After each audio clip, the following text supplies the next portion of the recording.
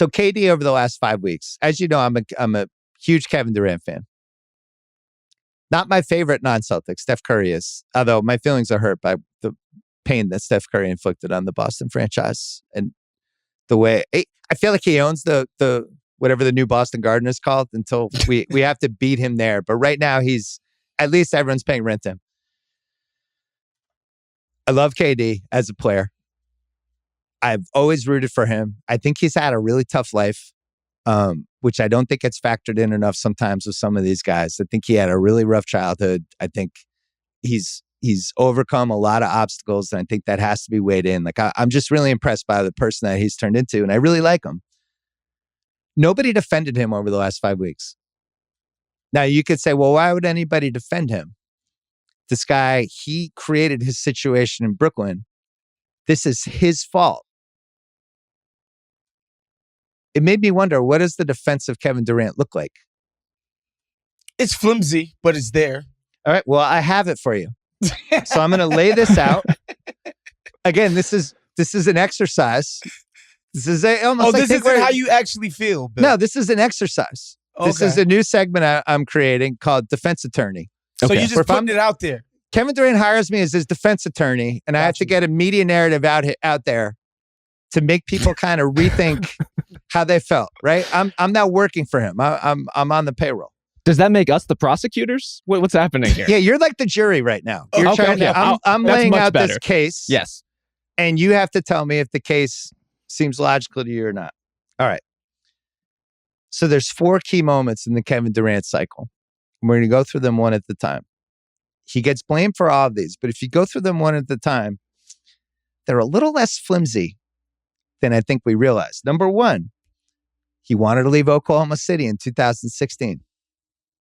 Bulldozed completely his way out. Justifiable. Yes. After they blew a 3-1 lead against the Warriors in the playoffs, he was a free agent during a season where there was a huge cap spike, this once-in-a-generation cap spike that opened the possibility for him to go to any team in the league. This is a team, they talked him into a 5-year extension with no player option in year 5, which nobody did, so he got bad advice on that. Right after they do that, like a year and a half later, they're like, do a 5-year extension. It's so hard for people to come here. It's so hard for us to keep free agents. This will show you're committed to the team. And then a year and a half later, they trade James Harden. They trade James Harden for Kevin Martin, Jeremy Lamb, and what ended up being the 13th pick in the Drink draft. at home, folks, if you're playing the OKC there we James go. Harden game. Was OKC a huge luxury tax team? Well, KD was there. Absolutely fucking The not. answer was no. There's this window where he goes toe-to-toe with LeBron in the 2012 finals. Miami wins, but that series is closer than you realize. He's stuck with Russell Westbrook, who has been a more maligned as we learn more about basketball and the way it either should or should not be played, who has become the focal point of this is how we shouldn't play basketball. Russell Westbrook. KD Also, played with him for 8 years. To piggyback on what Bill's saying, where I agree with you, if you look at Russell Westbrook's playoff stats from game 5 of the Western Conference Finals in 2016 on, KD was a goddamn genius for getting the fuck up out of there. Right. Well, then, and he wanted to go to a bigger city, right? He grows up in D.C., spends 9 months of his life at the University of Texas, goes to Seattle for a year, loves it, team moves, spends the next 8 years at Oklahoma City. Now he's a guy's in his, late 20s. It's like, it's time for me to see the world. That was why I defended the decision at the time. I was like, this makes sense to me. He wants a new experience. He doesn't want to spend 20 years in Oklahoma City. In the prairie is long enough for anybody and everybody. Excuse me. So we all agree. He takes shit for leaving OKC, but we all agree this was the right move. Yes. No Jury, problem with I it. would like you to submit that evidence right there. Number 2, takes a ton of shit for signing with Golden State in 2016. I'm going to give you all the other options, and you tell me where he should have signed. The Lakers or the Knicks, who were fucking dumpster fires at that point. So he's going to leave OKC, a team that almost, I think, could have won the West pretty easily with a couple breaks. The Klay Thompson game, obviously. But he's in the mix every year contending for a title. He's going to go start over he's going to follow Kobe on the Lakers. Kobe's like larger than life. He's going to do that on the fucked up Lakers. He's going to go to the Knicks and play for James Dolan. He didn't even do that in 2018. All right, so cross them off. Philly, he could have gone to. Philly's year 3 of the process. They got, he's not doing that. There was that would have been nice though. Yeah, but he's basically it's another young team. He's got to wait a couple years. The Spurs could have gone to play with Kawhi and LaMarcus Aldridge. And that was a team that I think had won 67 games in 2016. To me, that's not much different from a front-running standpoint. That team didn't win the title, neither did Golden State. He could have forced Miami or Houston to sign and trade for him, which I don't feel like we had the wherewithal back then to be like to do the Jimmy Butler. I've decided I want to go to Miami. Well, we don't know how we're going to get you. We'll figure it out. That mechanism wasn't in place. So really the only other 2 options were go to the Celtics and basically play with, they were a young team. You had Isaiah Thomas. They just drafted Jaylen Brown. They knew they had the Nets pick. Wouldn't have been a contender, but would have been the building of something. Or go to Washington and play with Wall and Beal. And they had cap forgot space. that was a thing all year that season. The homecoming, the DC boy, and all of that. That was a running theme throughout that season about KD's free agency. Obviously, ultimately didn't end up coming to fruition. But yeah, that was the heartwarming pick. That's the pick. So why didn't he want to go with DC? Because now that's basically a big 3. That's a good team. Wall's completely healthy at that point. I don't think he wanted to be home. Yeah.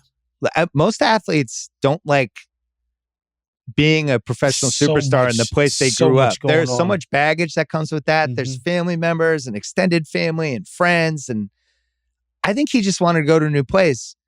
Rob, I think the Golden State thing was defensible. I think it's defensible, especially when you lay out all those alternatives. I would take staying in OKC over any of those other options. And so then it's, if you want to go somewhere new, if you want a different kind of challenge, if you want a different kind of players around you. I mean, Golden State made a lot of sense at the time. I'm never really understood why people bagged on him so hard for that particular decision. Like once he decides to get up out of there, who would not want to play with the Warriors? And they lost the title. That's to me the key. If they had won the title, I think it has a different feel, right, Wos? I will say this. I was amongst the people that vigorously defended KD's choice to do this.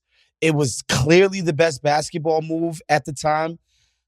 All of that. But after watching it play out and how easily they just smoked everybody, I turned on the decision. I was like, this is not as fun. I'm sorry. It just wasn't as fun. It wasn't as compelling. They completely destroyed people. And so I understood the backlash afterwards. Ladies and gentlemen of the jury, it's not our job to tell you what's fair and unfair with the 2016-17 season. The point is, it was the best basketball decision for him. It was the best life decision for him. Mm-hmm. It wasn't as much of a front-running decision as people thought because they did lose the title. And then on top of it, he had all this business stuff he wanted to do with Rich Kleiman, which you've seen blow out. Too. He made a lot of money. Investing this tech stuff, VC stuff. He made a lot of money out in Golden State. All those tech dudes alone is justified. All those tech dudes love bringing the basketball guys in for meetings. They take pictures with them. It's like, here, you should invest in this, or get on our board, or here, take 1%. And then they go home and they brag to their kids about it. And KD and a couple of these players have cleaned up. So I actually think, all in all, the Golden State thing was defensible, unless you want to say, re-sign with OKC for one more year, give it one more run, and then go free agency in 2017 with better options. But we just established in part 1 of our KD defense, he didn't want to play with Russell Westbrook anymore. And guess what? Justifiably none of us would have wanted to spend more than 8 years playing with Russell Westbrook either. LeBron lasted, a year? LeBron lasted 3 months. He's like, get this fucking guy out of here. How can we trade him? So, plus, the option to go to Golden State was kind of a one-time situation, financially speaking. It was then or never. And obviously, I did some podcasts with him that first year. He was so enthralled by this form of basketball that he had like always dreamed of being involved in. He had been all one-on-one stuff on OKC. And now there's movement and people playing off each other and people sacrificing for a bigger cause. And I still think that's the best team I've ever seen. You know, my heart wants to say it's the 86 Celtics, but I just think that 17 Warriors team, just with the inside-outside game they have, was ridiculous. All right, let's go to number 3, because we only have 2 more of the KD defense. We've gone through 2, and it's a little more palatable than I think people realize. Leaving Golden State 2019. I'm going to make the case for it. Already got his 2 titles. Had the fight with Draymond, which was pretty ugly by all accounts. Draymond got suspended for a game. That's how ugly it was. And it wasn't just on the court. It happened again in the locker room. And I think there was a lot of stuff going on in general and some things that might have been said. We know by then it's Steph Curry's team and it's Steph Curry's city. I think KD belatedly realizes that over the course of 3 years. How can I win here when this team belongs to this guy? A theme discussed ad nauseum on this podcast. I don't need to cover it. But it's Steph's team. It's Steph's city. He means to Golden State in the Bay Area what Kobe meant to the Lakers, what Larry Bird meant to the Celtics, what Magic meant to the Lakers before Kobe. Like, it's just the Jordan to Chicago. It's the rarest point you can get to. Doc Gooden to New York. Yeah. Doc Gooden to New York. One title. And it becomes a no-win situation. He's developing his whole version of LeBron and Maverick and that whole company that those guys have. Those guys have the West Coast now because LeBron's in LA. Well, we'll go to the East Coast. This is a good business move for us, and it's going to be Knicks or Nets. You lay it out like that, Rob. You can't. Can you totally kill KD? As a member of the jury, can you totally kill him for leaving after 3 years? No, I have no problem with him leaving. I think where I would, maybe this is out of turn as a juror, if I can object, can I strenuously object? You can strenuously object. Don't team up with Kyrie Irving. That's not the guy. You know, like go East Coast, pick your co-star, but you're just coming off of an experience with the lowest maintenance superstar in the league in Steph. I think that probably made things look and feel a little easier than they sometimes can be when you're running alongside another highly ambitious, highly motivated, a guy who's used to having a lot of things in their own orbit. And I think KD picked very, very poorly. And I don't even know what number 4 is. And I'm assuming it's him wanting to leave Brooklyn, but I think we're going to tie that into Kyrie too, for the most part, to be honest with you. Where I'll disagree with Rob is that KD, and people know this, he compares himself to LeBron a lot. A lot of his moves are based on something related to LeBron and how things have worked out for LeBron. So he's like, look, LeBron made it work with Kyrie in 2016. It was great. I'm just as good, if not better than LeBron. Get Kyrie on my team. Watch me cook. I think that was his mentality about it. It's like, this guy's proven to be a championship level player and teammate and second banana. And LeBron proved it, and I'm better than LeBron. So watch me prove it. However, I love when the jurors help with my case. Woz, you're no stranger to being enchanted by the charms on a basketball court of Kyrie Irving. Yes, I remember when I first really started paying attention to Kyrie, which is when LeBron went over there, and I was just like, God damn, this kid never passes the fucking ball. Right. But then when you get into like nut crunching time and postseason games, really tough possessions, the defense knows exactly what you want to do and what you're trying to do. And Kyrie's consistently generating good shots. I'm like, I don't know. There might be something to this dude. You know what I mean? It's hard to quit him in that way. Yeah. And also, I think KD had talked himself into some universe because he would talk about it a lot in any interview he did about, I just want to play basketball. I just love balling. I just love the dudes who work on their craft and whatever. And Kyrie was one of those guys to him. All of it, I don't know, kind of, I can kind of see it. And really, I think he looked at that Golden State thing. And I just don't think people realize that when he signed there as like, this is like my real version of going to college now. I've spent 9 months at the University of Texas. That barely counts. And then Oklahoma City was my extended whatever. But now maybe not college, grad school. This is like me going, somewhere for a couple years, learning everything I need to learn, and then eventually realizing I need my own franchise, my own place where I can cook as the main guy. It's not like leaving that Golden State situation as inconceivable as it seems in some ways. He obviously was pretty unhappy by the end of the second season, like where he just felt like he probably couldn't win as the guy there. I get it. Yeah, he couldn't win in the court of public opinion, right? Like, he went out, beat LeBron, beat the brakes off of LeBron. Yes. Was clearly the best player in the playoffs. I mean, in the finals, playoffs, whatever. And nobody was like, KD is the undisputed king of the mountain, king of the NBA. And that, that really spun him for a loop. And so he was like, I'm not going to get the credit that I deserve while still being on this team. And to bring it back to Kyrie, I think what people need to understand about NBA guys and how they think, they really respect people who can do things that they themselves can't. Yeah. Yes. They're so excellent at so many things. And Kyrie gets so much respect because of all the skill work, because of the footwork, because of the ball hand, because of the shooting, because he's like 5'11" and he's finishing over trees in the lane just based off of craft alone. So they see all of this skill. And I've heard multiple people say this. Kyrie might be the most skilled NBA player ever. Like, just skill-wise. And so I can understand why KD, being a basketball purist, became very enchanted by Kyrie's wizardry on the court. I can't object strenuously enough to the Kyrie is the most skilled basketball player I've heard ever. it multiple times. So, and NBA guys say it. Like, absolutely players in the league say it. I think there's such a thing, because you're right. This is the unifying theory of Kyrie, that is how players look at him. That's why they want to team up with him. And there's just such a disconnect between the fact that, like, you admire what this guy does in the lab, and the lab is 10% of his life with you. Are you ready for the other 90%? And I would say I'm not. I would sign up for the Steph Curry experience of free and easy, a very organic, a very satisfying way to play and win versus I'm going to walk on an emotional tightrope every day that we work together. By the way, talk about polar opposites in reputations. Like, KD having played with Steph, watching how Steph handled that situation, I admired Steph and the way he went about his business before that. But watching how he dealt with KD, I was like, this guy is the model superstar. He's Tim Duncan. He's Bill Russell. He is what you want in a superstar. And then watching how Kyrie dealt with having KD on his team, I'm like, God damn. Wow. Just the polar opposites, dude. Listen, I love when the jury helps make my case. One other piece that we left out.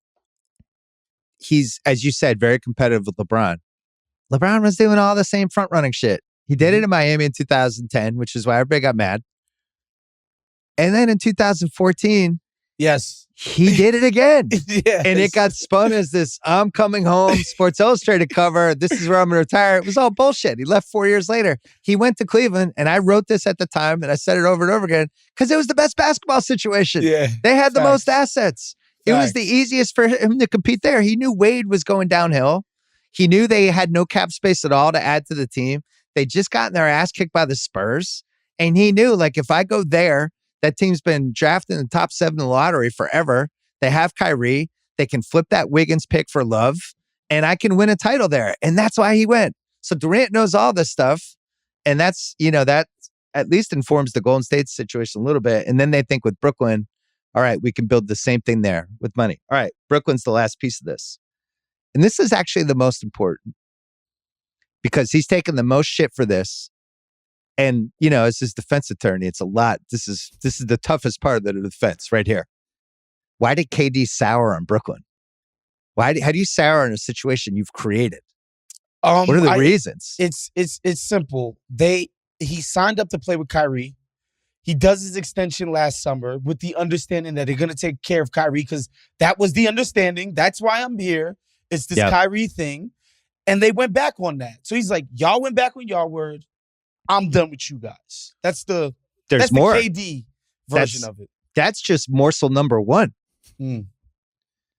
The Kyrie. So why did he turn on Steve Nash, a guy that he clearly helped drive to the Nets, right? That was his guy. Everybody say, who knows why they got rid of Kenny Atkinson? There's some theories. They wouldn't let Kyrie play in the road games because the Nets were basically like, we don't want to create this culture where we're one team on the road and another team at home. Well, what happens? They end up barely making the playoffs and then getting their ass kicked by this hungry, crazy Celtics team, partly because they didn't get 5, 6, 7 more wins because they wouldn't let Kyrie play on the road. So he's mad about that. What about all the washed up free agents they signed, Waz? But what about the great Sean Marks? What happened with some of those free agents? Like, relying on LaMarcus Aldridge, Blake Griffin, Paul Millsap. Bill, these were your bullets in the holster. They had to play these guys minutes at center because they depleted their depth to get James Harden in there to placate KD. They had capable, young, athletic guys on their team, and they said, fuck that, because KD wanted James Harden in there. Okay, but he wanted James Harden, but did they have to throw Jared Allen into the trade? I mean, that's the question. Why did they hold the fort? Let me ask you this. Why does KD,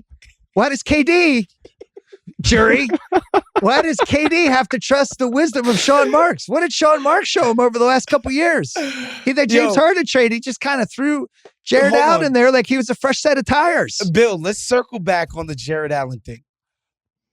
Atkinson got fired partly because he wouldn't play DeAndre washed up Jordan over Your Honor, Jared I Allen. object. DeAndre Jordan is not part of these proceedings. I object. Strike it from the record. Strike that from the record. It's KD regrets the DeAndre Jordan thing, and that's not part of this.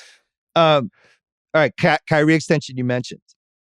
I got 2 more things that are really important that I don't feel like have been hit hard enough. And on my break, I've been listening to a ton of podcasts. One, I think we could say this. Woj, Sean Marks guy? Fair? Yes. I think there's a preponderance of evidence that Woj is a Sean Marks guy.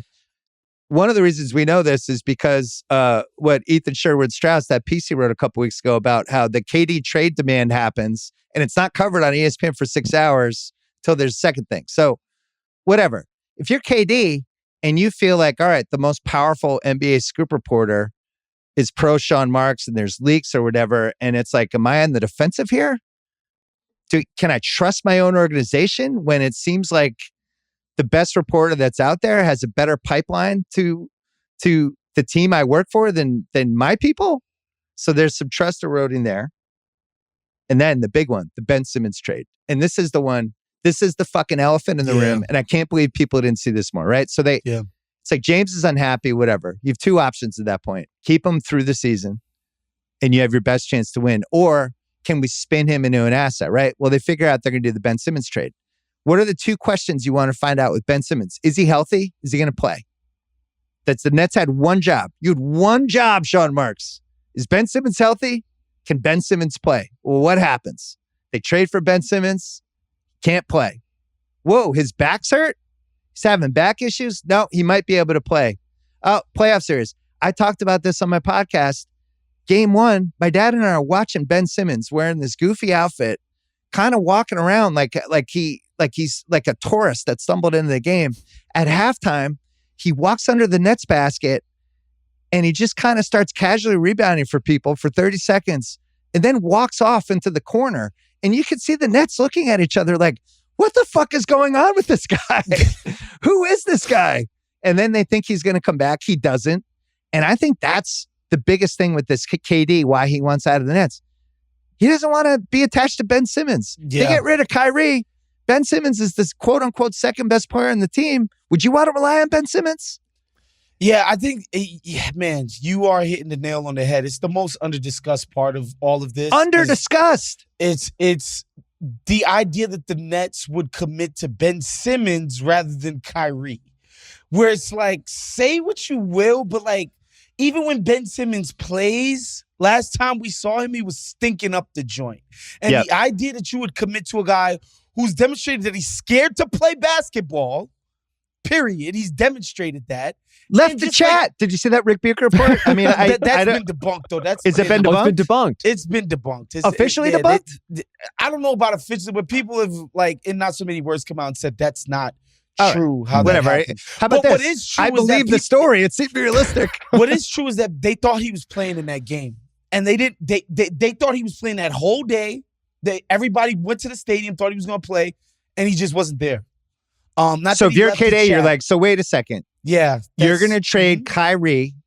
Instead of extending him, you're going to trade him to the Lakers for Westbrook and 2 first-rounders. And then I'm stuck with Westbrook again and Ben Simmons, the dude who was just wandering around like a tourist during our playoff game and wandering into the rebound thing. And the idea of choosing Ben over Kyrie if you're KD has to be mystifying and piss you the fuck off. But this is what I want to ask you, Bill. Who's gonna talk to KD and say, yo, can you at least talk to Kyrie and get him to admit that he overdid the vaccine hesitancy and he completely fucked your season? Can somebody ask him to say that, demonstrate a regret for screwing people over because of his vaccine hesitancy? Like, if I'm sorry, Katie, I don't want to hear shit about this Kyrie dude and lack of commitment and all of that, because this dude left everybody out to dry for a ridiculous stance. Everybody else took it. Everybody else is fine. Nobody's turned into a pumpkin or a zombie. Everybody's good after taking their Pfizer shot. Well, apparently you haven't been on the Reddit conspiracy board. I don't know. There's some people out there that don't agree with you. And it's fine. And the idea that KD is caping for that guy on the idea of commitment or lack thereof from the organization. I feel like the jury's overstepped their bounds here. You're undermining my case. This is not the point of the exercise. Well, but everything you said, Bill, comes down to 2 things. 1, Kyrie's vaccine hesitancy, which caused all kinds of problems. And 2, the Ben Simmons part, which feeds into all of a sudden you're reliant on LaMarcus Aldridge and Blake Griffin and Paul Millsap and all these guys. Because if Ben Simmons can play, if he can fill minutes, these things are not problems. And maybe none of this happens in the first place. Maybe your whole playoff run is different. Maybe your entire outlook as a franchise is different. But those 2 decisions, those are the kinds of things that are going to haunt you for a long time if you're the Nets. Gentlemen of the jury, you yourself agreed it was time for KD to leave OKC. You yourself agreed that Golden State was the best option for him in the summer of 2016. You yourself agreed that Golden State was Steph Curry's team and that KD had won his titles there and there was nothing else for him to prove and that he needed to leave to spread his wings. You yourself agree that maybe he had bad taste in a running mate in Kyrie Irving. That is not his fault. People have bad taste. People end up in bad marriages. People end up with the wrong roommates. People end up in businesses that maybe they shouldn't have invested in. Stuff happens. We're all humans. We're all humans here. We all agree that the Brooklyn Nets misled him about Ben Simmons' status as a basketball player, that they were saying he was going to be fine. He wasn't. That Ben Simmons was an asset. None of us think he is. That they were going to re-sign Kyrie Irving. They didn't. Did he have trust with the Brooklyn Nets? With their organization? With the reporters? Obviously, he doesn't. Gentlemen of the jury, I can see why Kevin Durant might have wanted to leave the Brooklyn Nets. Do I agree with how he got there? No. But I can see it. And that's my case. Thank you. Thank you. This podcast is just an incredible indictment of the entire American legal system. I don't know how we got here.